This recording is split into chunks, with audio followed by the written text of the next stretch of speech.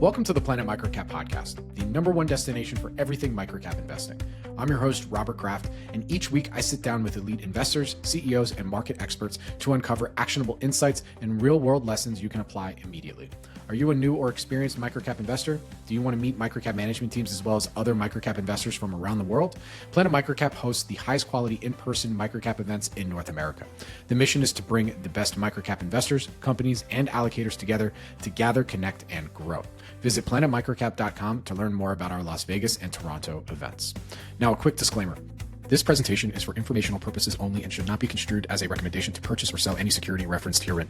Planet Microcap Holdings, LLC and Microcap Club, LLC are not licensed brokers nor registered investment advisors. We, our partners, contractors, members, subscribers, guests, or affiliates may or may not hold positions in one or more of the securities mentioned in this presentation and may trade in such securities at any time.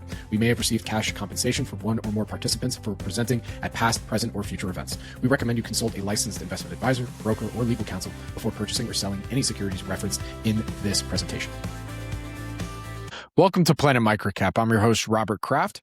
Joining me right now is Rick Van Kirk. He's the president and CEO of Prodex. It's a publicly traded company. Symbol is PDEX on NASDAQ. And Prodex will be presenting at our upcoming investor conference, Planet Microcap Las Vegas, powered by Microcap Club, taking place June 16 through 18, 2026 at the Bellagio. For more information to register to see Rick's presentation or meet with him in a one-on-one, please register to attend at planetmicrocap.com.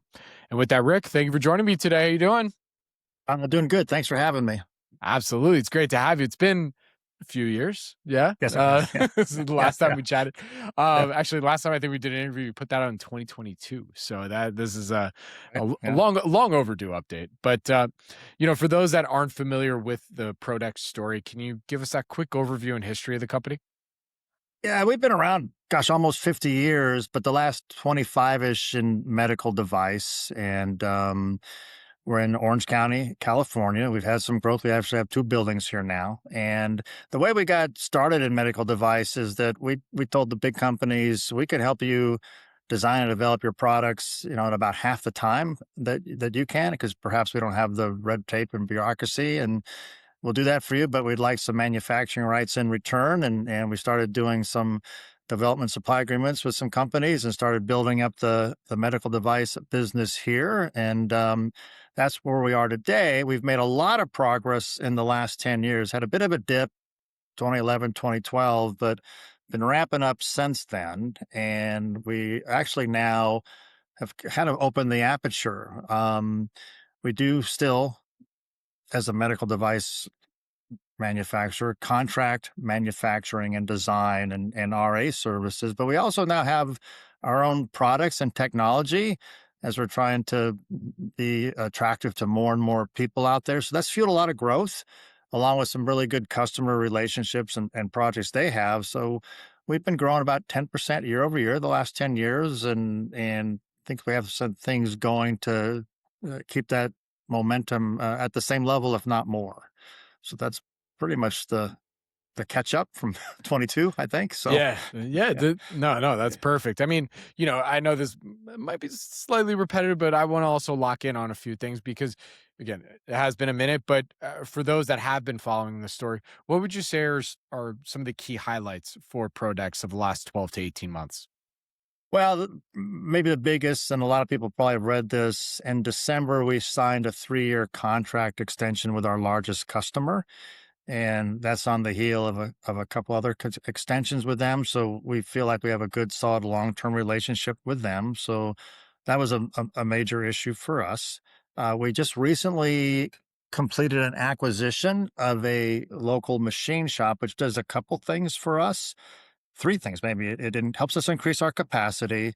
I'm thoroughly impressed with their technology and automation that I think they can help us develop that here.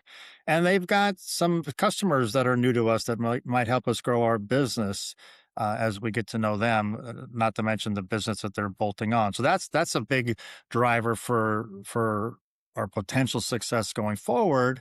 And another big project is we're in the early stages of a end effector for robotic surgery project for a company we've been working with for a long time that just recently got acquired by a very large company. And that program looks like it's going to be a good one for us, where a couple of years from now, they'll probably be customer number 2. So those are 3 pretty good things to build on for us going forward. Absolutely. So again, it has been a minute, but what would you say makes Prodex's just all your capacity, everything that you have? What would you say makes your multifunction surgical drivers and the shavers? What makes all of that unique and different compared to some of your competitors out there? Well, I think what makes us different than other contract manufacturers is that we can take a product from beginning to end, from design and development, uh, FDA submittals, prototyping, manufacturing, and we have, like I said, our own technology and products. A lot of companies don't have both, so we can do that. I think that separates us. We've made over 60,000 surgical handpieces. So there's some secret sauce perhaps that goes into that so that you kind of know how to make them, that they don't leak in autoclaves and they're robust and they last a long time. And I think I know one of the things that customers like about us is, like a lot of companies, we're not perfect and we have our hiccups now and then, but we're really pretty quick and good about stepping up and say, "Hey, our bad. How can we fix this?" And being real transparent about things and not make excuses. And you build a lot of credibility with people like that. I think, especially if you solve the problem and you're honest about it. So those are some of the things I think that makes products attractive to customers out there. Very good. Very good. So So, as we're moving as we're forward here in 2026, from what you can tell us, what would you then say are some of the company's value catalysts as we continue on here in 2026? Well, I'm really excited about that new end effector program. That's going to be big for us. I'm excited about the new technology we're bringing into the shop here. I'm excited about some of the new people on our management team. We've developed some depth here, and we're building up some engineering uh, capabilities and talent that maybe we didn't have before. So we can find some other new technology and help bring that into the world. So, and we've got a lot of, just to your earlier point, physical capacity with the second building. We've effectively doubled what we could do before. So we got space to do it. We've got people to do it. We have equipment that we're even improving to do it. So we're well positioned and have a couple good projects lined up and a couple in the pipeline. So feeling pretty good about the next few years. Very good. So then, Rick, final question for you here today. You're going to be in Vegas in a couple weeks here. What would you say? Why do you think folks who are listening in here should want to see your presentation and/or meet in a one-on-one with you while they're in Vegas? There's been a lot of interest in Prodex over the years, and we've had good turnout at shareholder meetings, and I get a lot of calls after earnings releases, and I think it's because um, it's a good story. I'd say it's a good story. When the new board took over in 2013, we were an $11 million business that was losing close to $2 million a year. They gave an operations guy a chance to run the joint, and we started cutting costs and then making a little bit of revenue and then developing our own projects. So it's a nice, if you're like sports or underdogs, it's kind of a nice underdog story that has developed further into like a pretty good success story. Like I said, we're averaging, I think, over 10% year over year growth, and have some pretty cool big customers and some good technology of our own, and helping a couple people with their really good technology.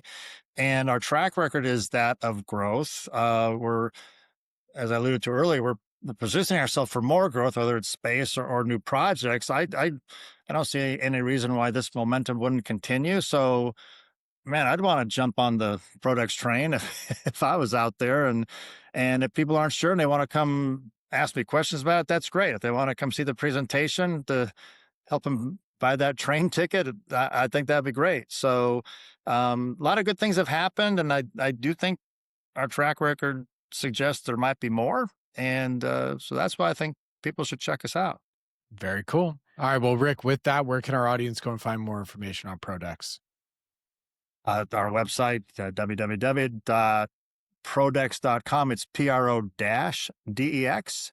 And if you go to our website, you get our phone number. People can call me too. I mean, I can't say anything that'll get me into SEC jail, but I'll talk about things that I can and tell them about the company if they're interested. So happy to do that. So. Good. It was a good disclaimer. Rick, thank you very much for joining me today. Really do appreciate that. Good luck. Stay safe, and I will see you in Vegas. Yeah, I'm looking forward to it. Thanks very much. Thank you, Rick. Thanks.